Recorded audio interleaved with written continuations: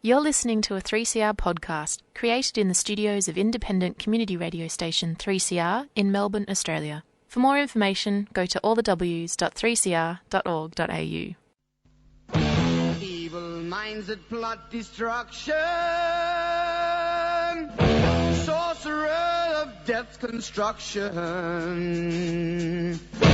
in the fields of bodies burning,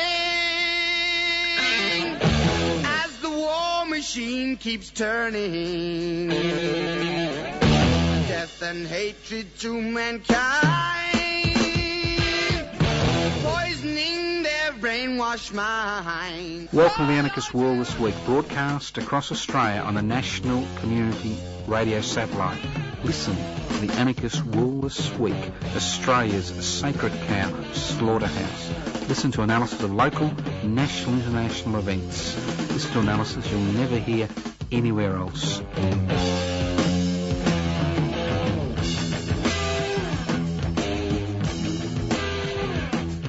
Welcome to the Anarchist World This Week, broadcast across Australia by the Community Radio Network. This program is streaming live on 3cr.org.au. The program is podcast. You can access the podcast by going to 3cr.org.au. And if I defame you, like Christian Porter thinks the ABC has defamed him, you can always sue me and we'll go 50-50 on the proceeds. If you wonder what anarchy is all about, anarchos without rulers. It's about creating a society without rulers. What gives rulers the ability to determine the lives of hundreds of millions, if not billions of people? Very simple. Inequalities in power and wealth. So the anarchist struggle is the struggle to devolve power. That's a fancy word for sharing power, possibly through direct democratic mechanism, and the struggle to hold wealth in common and use it for the common good. Simple concepts, important concepts as we travel through the 21st century, faced with the problems of increasing CO2 emissions, finite resources, increasing population growth. It's important that we look at institutional change, not just in terms of personal issues, but in terms of national and international issues. This is the Anarchist World This Week. My name's Joseph Toscano. Okay, let's move on. Now, obviously, the major issue of the week in Australia has been the March for Justice and what I would describe more as a day of rage about the inadequacies or the poor response, not by just the government but by individuals around this country, regarding violence in women. I think when people realise the same crap they put up with in society was being replicated in Parliament House, you know, from alleged rape to constant harassment, that people, women especially, felt this was an affront, a total affront. Because what is the purpose of government? What is the purpose of government? The purpose of government is to provide security, not just security regarding national borders and overseas attack. I mean, we spend billions of dollars. We have an armed forces. We have border force to protect us and provide security. But if a government can't provide security to its citizens and its residents, then we have a real issue. And this issue is an issue about providing personal security. Now, individual attitudes change, and my attitudes to various causes and various things over the years has changed, and individual change is possible. We can change attitudes. But cultural change needs institutional change, and that's what people forget.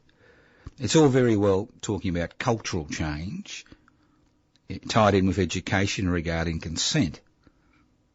But although individual change is possible, cultural change as far as society-wide is concerned needs institutional change.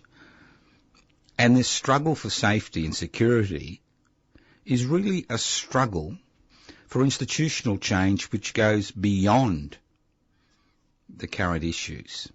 Because there are many people in our society who find themselves dealing with violence and harassment on a daily basis. Because ultimately, we live in a violent society. And the reason we live in a violent society is because this society is based on inequalities. And in order for these inequalities to exist, inequalities in power, inequalities in the economy, inequalities in opportunity, in order for these inequalities to exist, we need an apparatus which has a monopoly on the use of force. And the state in this country enjoys a monopoly on the use of force. And that monopoly is a three-legged beast. It includes the legal system, it includes state police forces, and it includes federal police forces and the armed services, Navy, Army, and Air Force. So the state has a monopoly on the use of force in this country, and we've seen the use of that monopoly in order to protect people during the COVID-19 crisis over the last 15 months. So if the state has a monopoly on the use of force, then you would think that the state would be able to protect its citizens. But unfortunately, this monopoly on the use of force is basically there to protect those who exercise power in our society, those who own the means of production, distribution, exchange and communication. The major institutions in our country, that monopoly on the use of force and that legal apparatus is used to protect their interests. And when it comes to the protection of the individual from the arbitrary exercise of state power, or the protection of the individual from the people around them, we find the state has very little interest in that protection. It does use the breakout of violence in various ethnic communities or various communities in our society as a reason to reinforce their existence. So what are practical steps we can use to create a climate for cultural change which is based on institutional change? Because we are a violent society, and that's the fact. We are a violent society. And the state isn't there, as we think it is, to protect ourselves from each other. But the state is basically there to protect those who continue to exercise power. So what are steps which can be introduced tomorrow to address the issue of violence against women, the issue of violence against minorities? The first one is a universal basic income. We live in a capitalist society, a society based on the concept of private investment for private profit. And over the last 40 years, we have seen that statement, private investment for private profit, raised almost a religious mantra. Unfortunately, in 21st century Australia, the ability of people to enjoy a reasonable standard of living and to have independence, and that's the key, financial independence, is based on a wage system, is based on the idea of being able to earn money within a capitalist economic framework. So economic dependency in the community is a brake on people, women especially, taking the steps to leave difficult and violent relationships. If you have no economic independence, the ability to break away from such a toxic relationship is exceptionally difficult.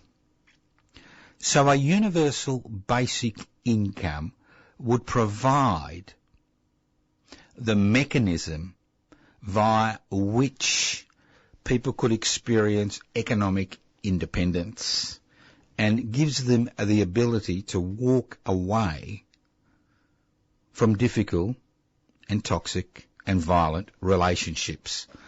So I think the struggle for a universal basic income is not just a struggle to ensure that everybody in society has a decent standard of living, but it's also the struggle to ensure that people who are not in the wage system, who are in the wage system part-time, people who are economically dependent, and in the majority of cases it's women, have the economic ability to walk away. Currently, in federal parliament, there is legislation to allow women in violent relationships who walk away to access $10,000 of their own superannuation money. I mean, that's not adequate. It's ridiculous. I think the next thing we need to do, and I think the Victorian Royal Commission into Mental Health Services was a great eye-opener for a lot of people. Not for me, because I've been involved in these issues for decades, but for a lot of people. We had a system which is totally catastrophically dysfunctional. Now, not everybody is born equally. Not everybody has the same experiences. Not everybody has the same genetic makeup. There are people in our community who battle with the demons of mental illness on a daily basis. Not just anxiety and depression, suicidal ideation, but hallucinations, auditory, visual hallucinations, paranoia. Some of these symptoms are directly attributable to the type of childhood they have. Many are attributable to genetic predispositions. Now, in many of the cases that I've looked at, where violence has led to murder, there have been significant mental health issues. So if we want to decrease violence against women and violence in the community, then we need to invest as a society in our mental health services.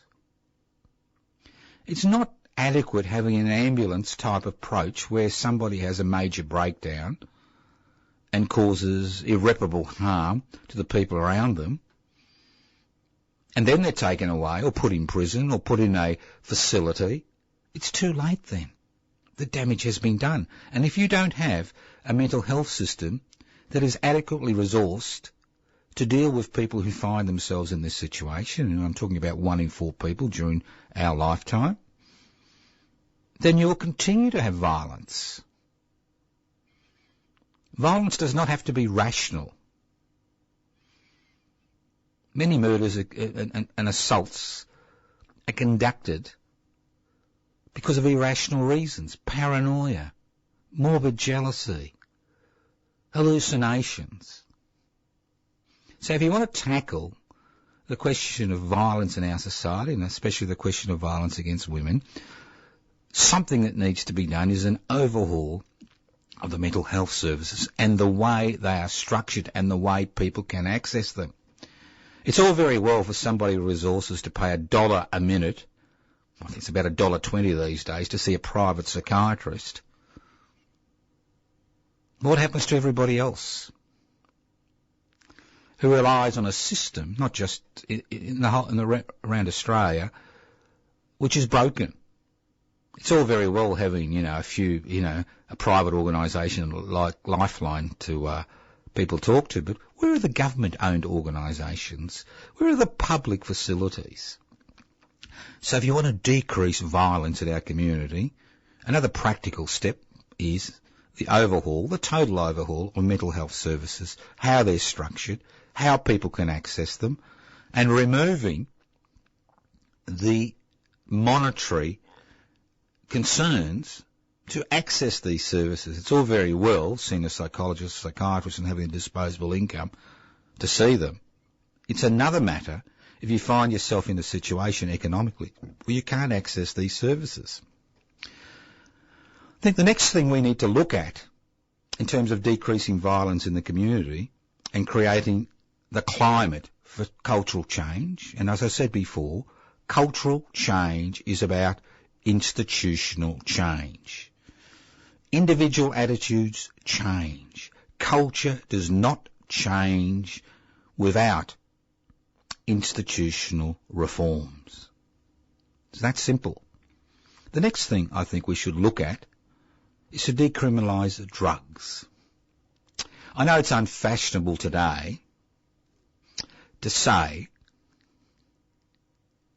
that violence against women is exacerbated by the use of alcohol and drugs, but I think every statistical analysis highlights that. It doesn't diminish the responsibility of the perpetrator, but what happens when people are in the grips of an addiction, what happens is that you lose that ability to make rational decisions, and the addiction overrides any or a lot of interpersonal issues. And if the drug, your drug of choice, is an illegal drug, then you have the economic imperative to find the money to access that drug. So it's about time as a society, instead of having 70% of the prison population in there, mainly for victimless crimes, which involve drugs, that we have, firstly,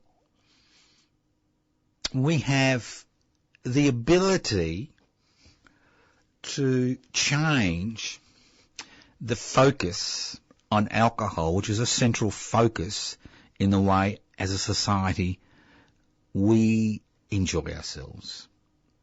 And also we need to decriminalise drugs to remove the economic imperative, the economic push, and treat both of these issues as a medical issue.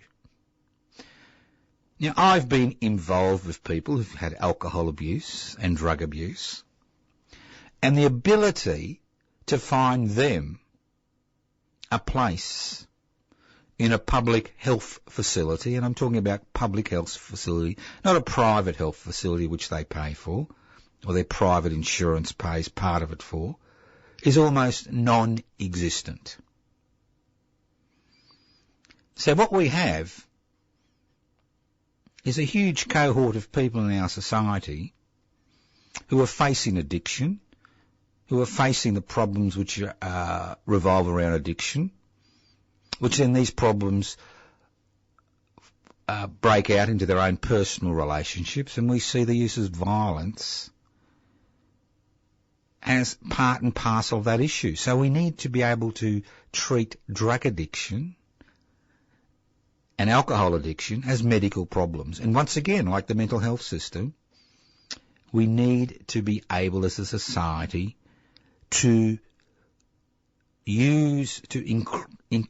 increase the amount of resources which are poured in that area.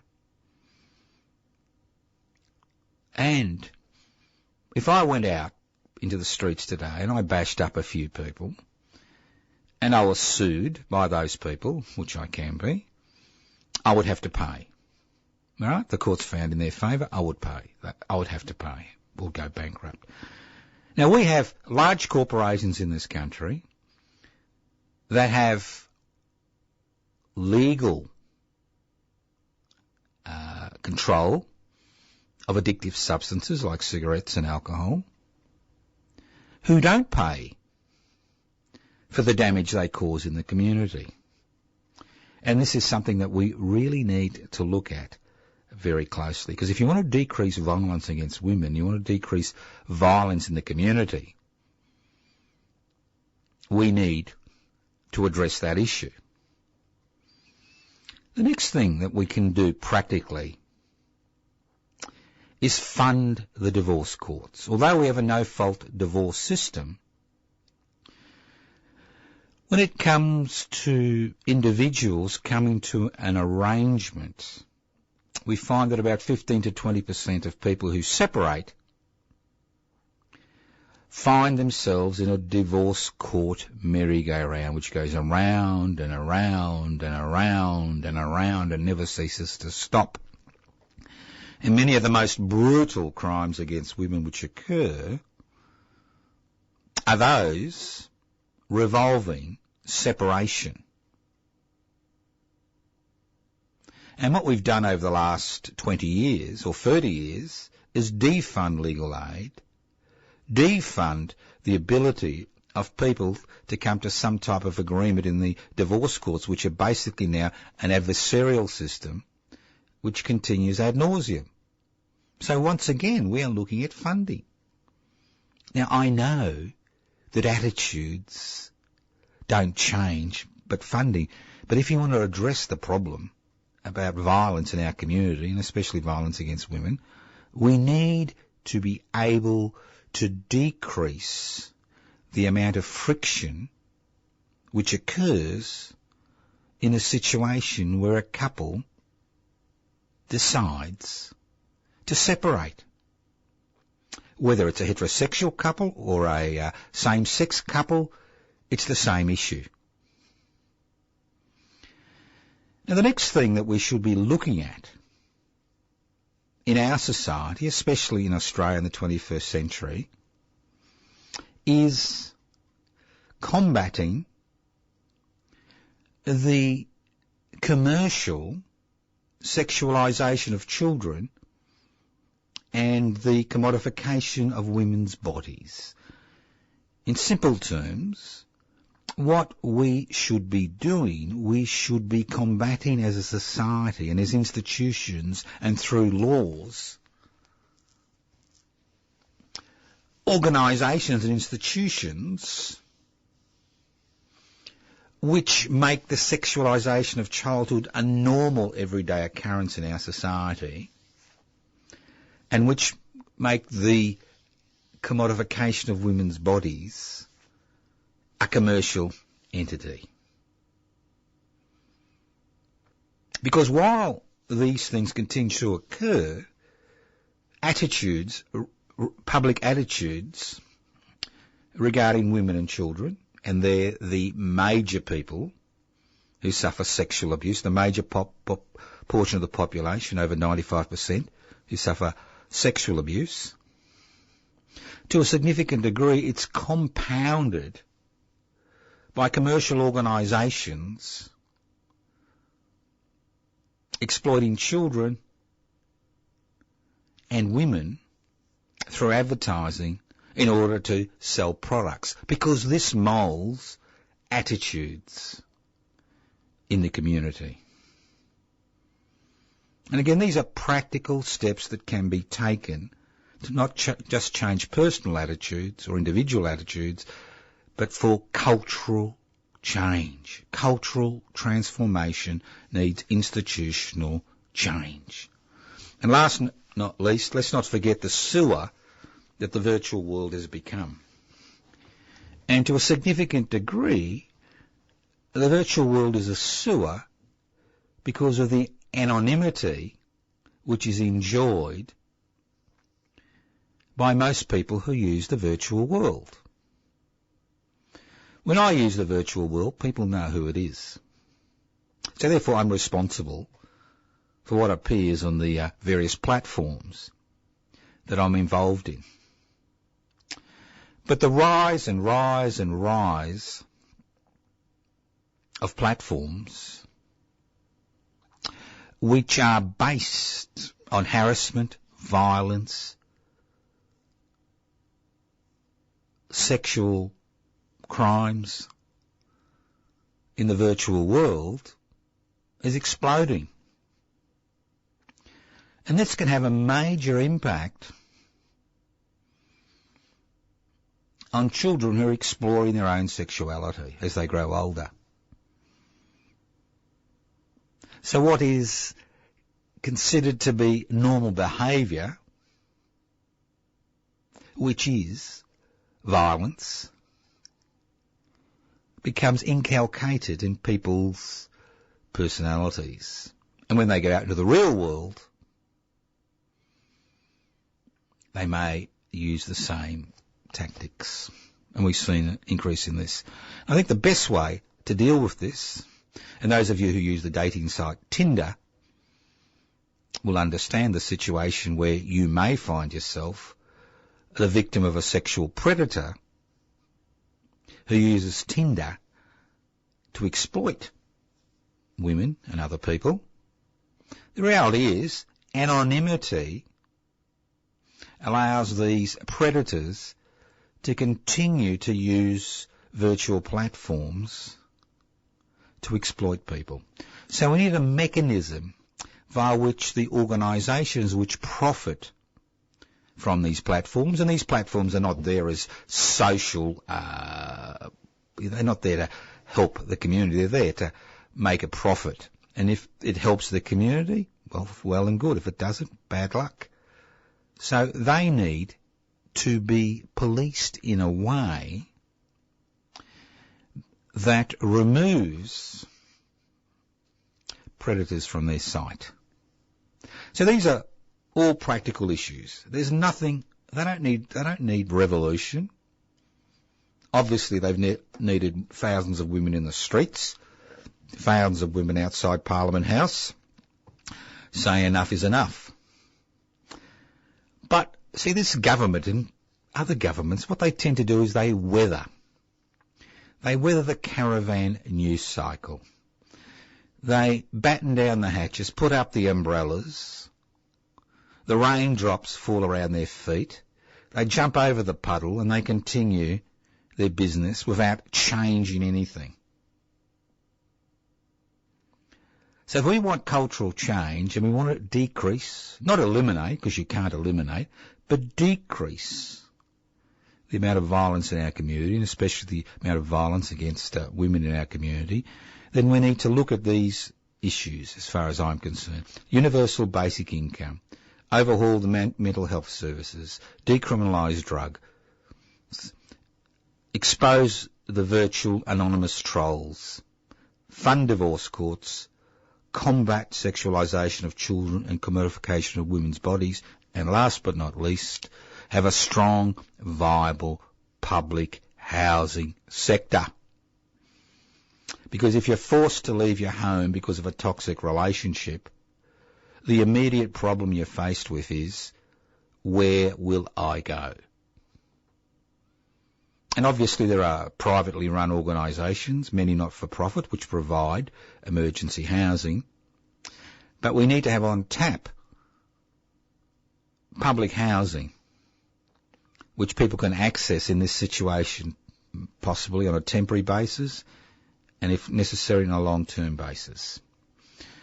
Now, some of these suggestions, and these are suggestions, don't require funding, but most require funding. So how do we fund these? If you want to decrease violence against women, you want to decrease violence in the community, you want to ensure everybody has a reasonable life, how do we fund these proposals? And again, I'm not talking about a violent revolution. I'm talking about simple reform. I shouldn't be talking about this stuff. Other people should be talking about this stuff. And it's quite extraordinary how few people are looking at these issues in a wider context like we do here on the Anarchist World this week. So how do you fund it? Well, one way of funding it is a 1% stock market transaction tax. Every time a stock or bond is bought or sold, 1% goes directly into the government's coffers. As the whole thing is now computerised, all it takes is a little piece of legislation. And if people who own stocks and shares jump up and down, well, bad luck. Bad luck. And if you're worried about your superannuation fund not getting that extra 1%, bad luck, because what will happen is we'll be able to create a much more secure, safer community which will assist everybody, even those who own stocks and shares.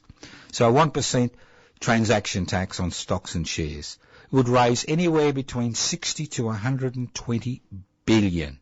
That's right, $1 billion per year. Almost 20% of about 15% of our current $1 trillion budget. The next tax, yes, T-A-X, I know they're not popular, tax, and would affect all of us, would be a 1% transaction tax. Now, you pay a goods and services tax on goods and services you access, 10%. But the financial sector does not pay goods and services tax. So every time a dollar comes into a corporation or a business, and you can always make a cut-off point, say $2 million over a 12-month period, as the cut-off point where you don't pay the 1% transaction tax, you pay a 1% transaction tax. Again, this is a simple reform. Tick of the box. So you've got these large organisations like Facebook and Google would actually pay some tax. Uber pay some tax. And even our traditional mining sector pay a little bit more tax. 1% transaction tax. Every time there's a financial transaction. Bang, bang, bang, bang. And if your turnover is less than $2 million per year in your business, well, you get it back at tax time when you do your tax returns. This could raise up to 250 to 300 billion. That's right, dollars per year. And then last but not least, we should be looking at taking back our mineral resources. Australia is a mineral-rich country. We have given over these minerals to private corporations who pay peppercorn tax and minimal royalties. Everybody talks about the Norwegian wealth fund, their oil fund, with over $1 trillion for 4 million people in Nawal, 4.2 million people. How do they get all that money? They ensure that the oil which is extracted from their seas, most of that profit came back to them. So you don't need to nationalise these corporations, but you need to ensure they pay significant tax for the privilege of extracting mineral resources. I don't think Gina and Twiggy would mind, I'm joking, their personal fortune dropping from, was it 24 billion and 8 billion to say 2 billion and 1 billion. It doesn't really make much difference at the end of the day, does it? $1 billion here, $1 billion there. I'm sure you and I could, live on $1 billion a year. So these are three ways of funding these practical steps to create a climate of cultural change which addresses the issue of violence against women and the issue of violence in our community. You're listening to The Anarchist World this week, broadcast across Australia via the Community Radio Network. My name is Joseph Toscano. You can go to the YouTube channel, Public Interest Before Corporate Interest. You can join Public Interest Before Corporate Interest. Go to the website, pipsy.net. Have a look at the current policies, download the application form, become a member. You can go to the Anarchist Institute website, anarchistmedia.org. Don't forget this program is podcast. You can access the podcast by going to 3cr.org.au. You can go to Instagram, Radical Australia. And the list goes on and on and on and on and on. Plenty of stuff on platforms. If you're not computer literate or you don't want to be computer literate, well, you can always write to us at Post Office Box 20, Parkville 3052, Post Office Box 20, Parkville 3052, or you can leave messages on 0439 395 489, 0439 395 489. You listen to The Anarchist World this week, broadcast across Australia by the Community Radio Network. This program is podcast. You can access the podcast by going to 3cr.org.au.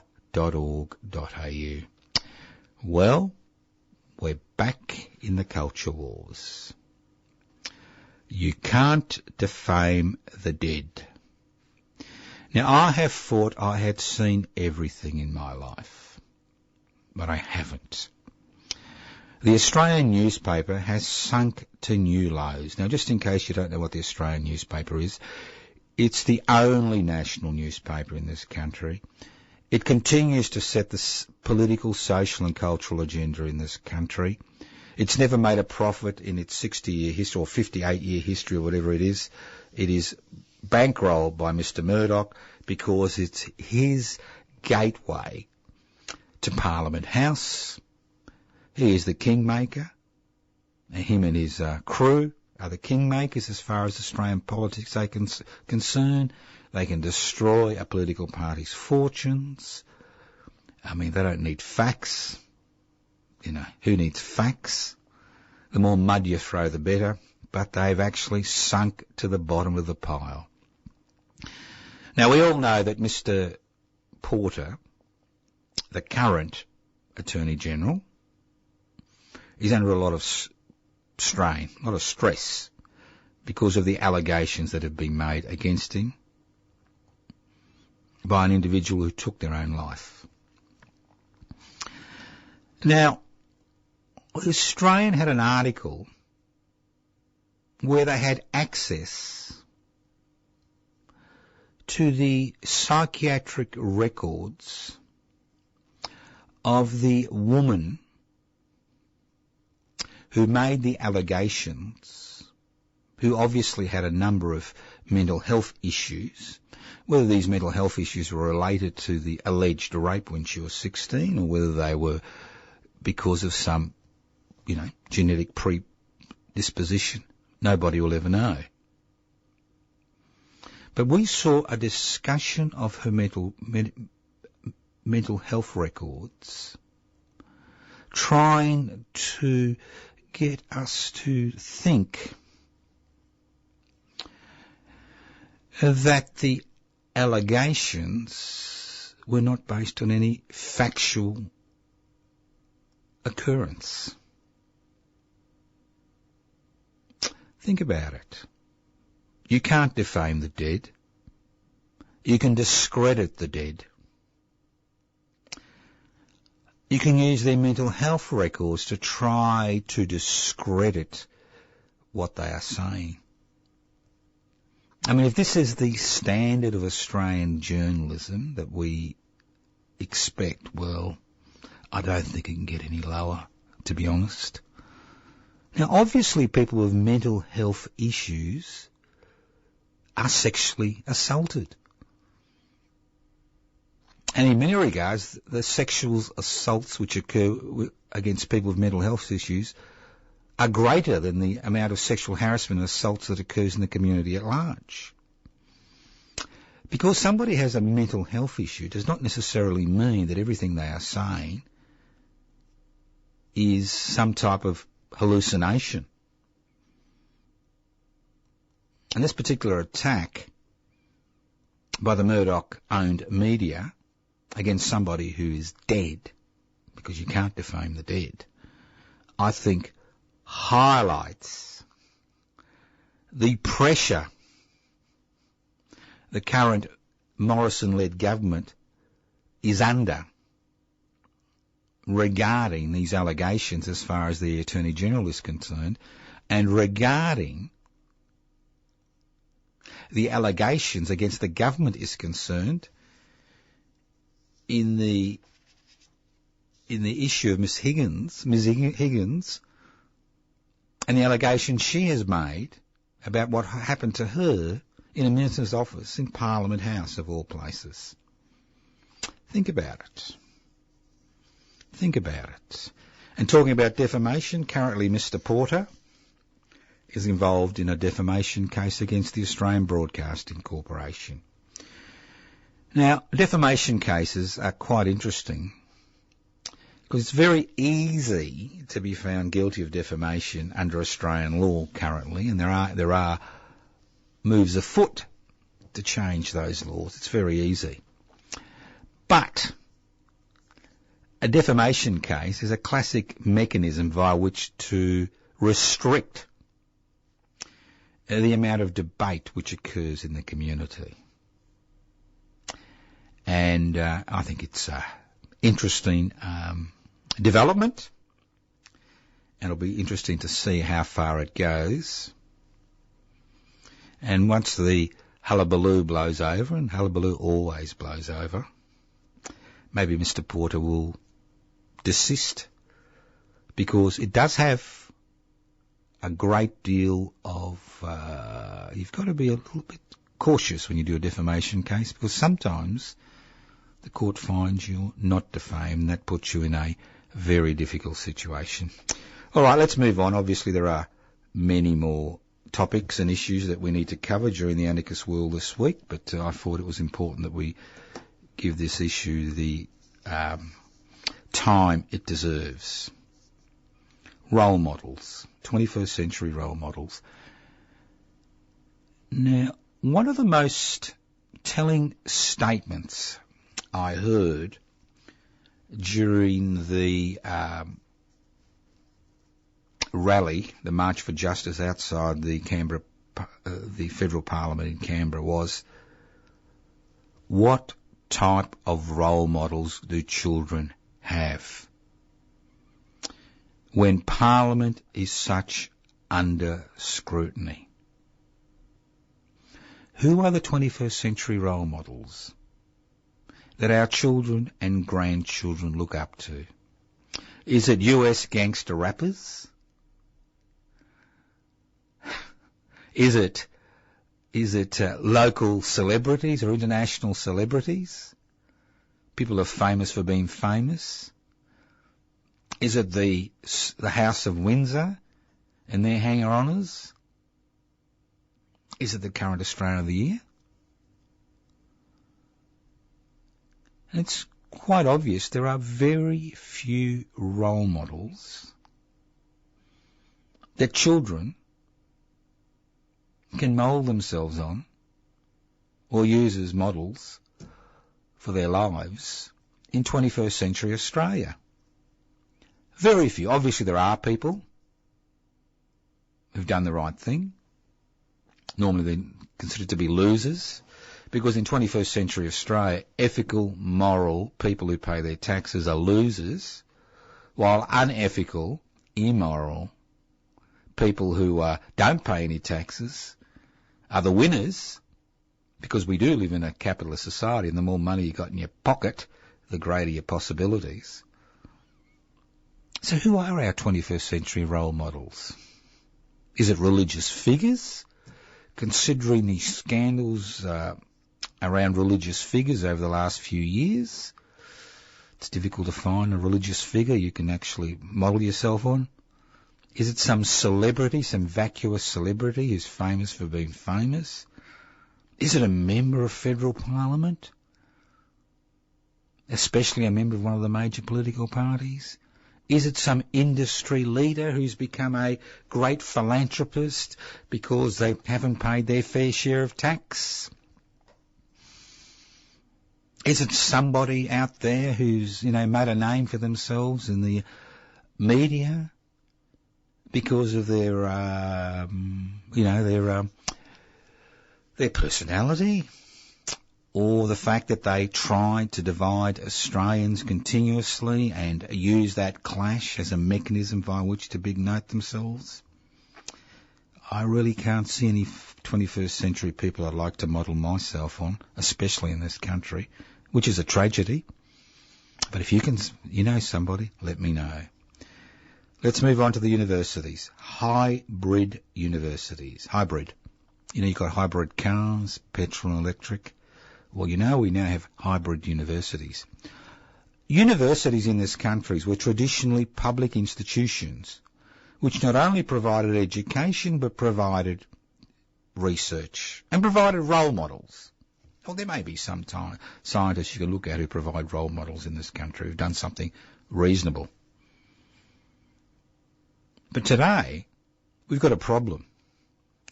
The public-private partnership, which universities run on, has gone out of kilter. And most universities are now hostages of the private sector. We've seen that with the decrease of overseas students because of the COVID-19 crisis. But more importantly, we're seeing it in terms of research.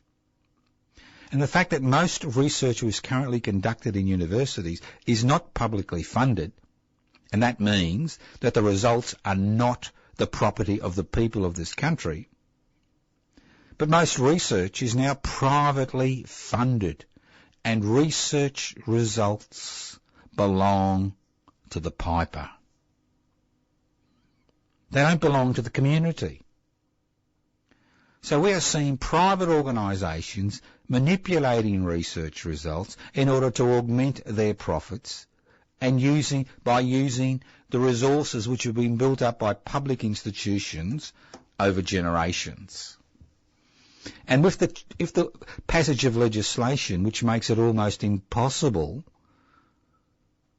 to enrol for a degree in the humanities because of the cost involved, $70,000 for a philosophy degree, you can understand that universities have now been, like almost every other institution in this country, have now become part of the private marketplace. And if you're involved in health research, especially in the university, the first thing you're asked is, what corporation can we piggy-tail with in order to maximise return privately for us?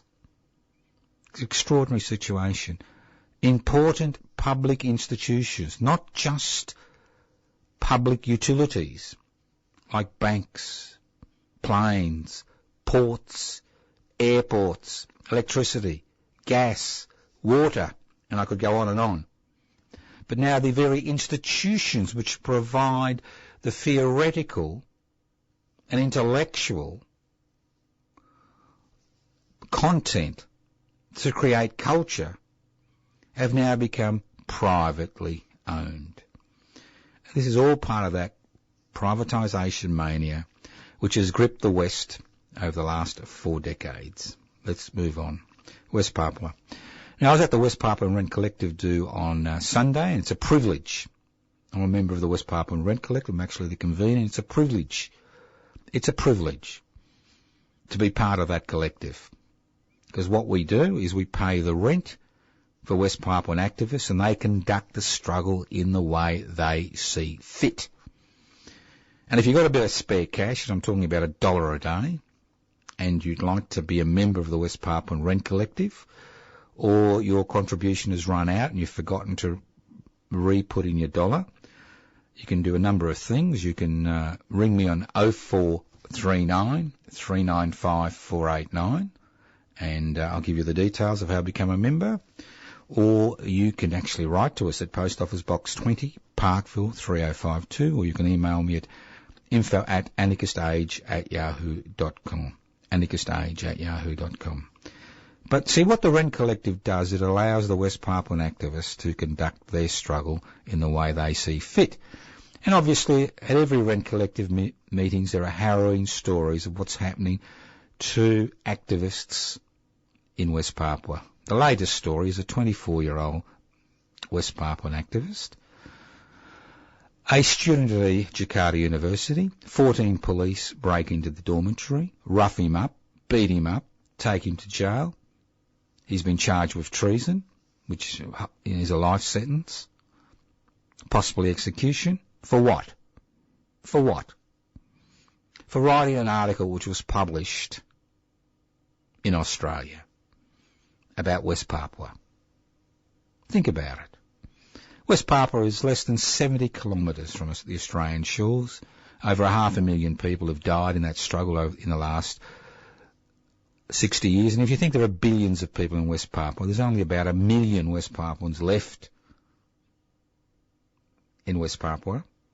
And with the spreading COVID-19 epidemic in Papua New Guinea, it's quite likely the number of COVID-19 cases in West Papua will increase dramatically, and we'll have deaths, possibly thousands, if not tens of thousands of deaths in that country, as the West Papuans always at the end of the line when it comes to health care, as far as the Indonesian government is concerned. So I encourage you to join the West Papuan Rent Collective.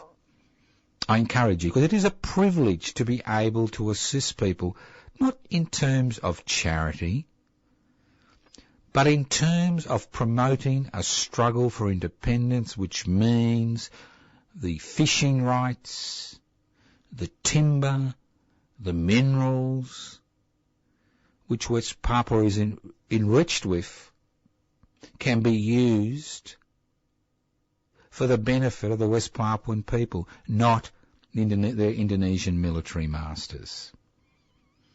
So I encourage you to join. We're about 12 members short. People die, people move on, people lose interest, people's economic fortunes change. We need 12 members in the next 2 or 3 months before the next Rent Collective open day. So if you've got that little bit of money spare, jingle in your pockets, $1 a day, $365 this year, $366 during a leap year, give me a call, write to me, email me, whatever. And as I said before, it's a privilege. And if you've got a relative and you don't know what to buy them for their birthday, well, a membership of the West Papuan Rent Collective is all they need to get that warm feeling in their hearts. Because, as I said before, this is not about charity. This is about supporting an independence movement for one of the most marginalised, oppressed, exploited peoples on the face of the planet. You're listening to the Anarchist World This Week on your local community radio station, courtesy of the Community Radio Network. Myanmar, the killing continues. Let's not forget the Myanmar military was set up by the Japanese imperial forces during World War II. They have a long history of killing their own people. They're involved in continuous fighting with ethnic minorities on the borders of Myanmar. With the support of the Chinese government, they have now taken over in Myanmar because they're concerned, not for the future of their citizens, but they're concerned that the power they're able to exercise over this country is enormous. Logging, fishing, and mineral resources, the same as West Papua, are under threat, and they're more than willing to turn their guns on their own people. In 1988, they killed 30,000 during an uprising. I think in the 1990s, they killed 6,000 Buddhist monks who were involved in an uprising, and they continue to kill their own people every day. Or, not much I can do, not much you can do. As long as the Chinese government supports the military dictatorship, it's going to be very difficult for the people of Myanmar, but all I can say is they've shown a lot of courage which is lacking in this country as far as social reform is concerned. They've shown an exceptional amount of courage to go out into the streets to know you may not come back that night, or you may be seriously injured by a bullet, highlights how desperate the situation is. You're listening to the Anarchist World This Week, broadcast across Australia via the Community Radio Network. This program is streaming live on 3cr.org.au. The program is podcast. You can access the podcast by going to 3cr.org.au. You can leave messages on 0439 395 489, 0439 395 489. You can go to my personal Facebook page, Joseph Toscano. That's right, or Toscano for the public. You can go to YouTube channel, Public Interest Before Corporate Interest, Instagram, Pipsy_AU, Twitter, which we haven't used for ages, but I may have to reactivate it, and the list goes on and on. You've been listening to the Anarchist World This Week on your local community radio station, courtesy of the Community Radio Network. And yes, you can join Public Interest Before Corporate Interest very simply. You can download the application form from pipsy.net and send it back virtually, or you can give me a ring and I can send you out a application form and you can post it. That's right. So we use all different mechanisms, and as we're on the go, our membership is about 81% of what we need to register the federal political party.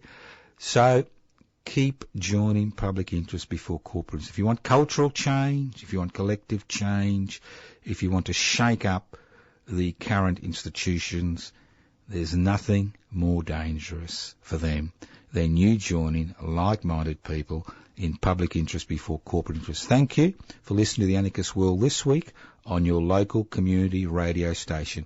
This program has been streaming live on 3cr.org.au. It comes to you from the studios of 3CR in Melbourne. It is broadcast across Australia via the Community Radio Network. Thank you. Listen in to the Anarchist World this week, next week. Evil minds that plot destruction, sorcerer of death's construction.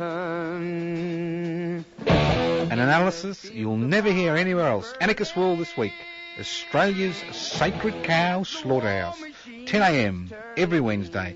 Listen to the Anarchist World this week for an up-to-date analysis of local, national and international events.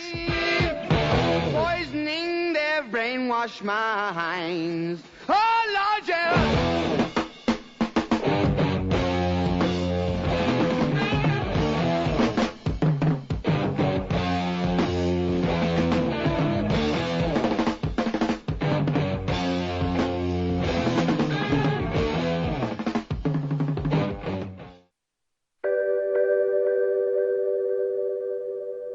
So it's up to us, the people.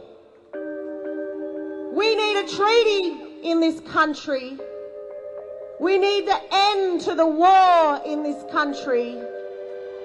And the only way we can do that is through a peace treaty. Not the one you see in Victoria, not the one you see in Queensland, not the one you see in the Northern Territory, because they talk treaty and still lock our people up. They still kill our people. They still desecrate our land and our water. A treaty means peace. A treaty means equality. And a treaty means justice. Thank you.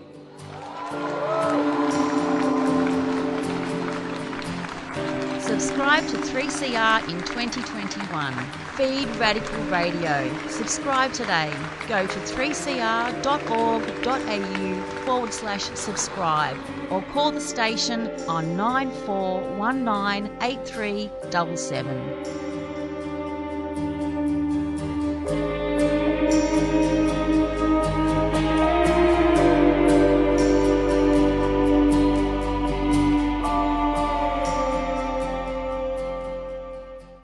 You've been listening to a 3CR podcast produced in the studios of independent community radio station 3CR in Melbourne, Australia. For more information, go to allthews.3cr.org.au.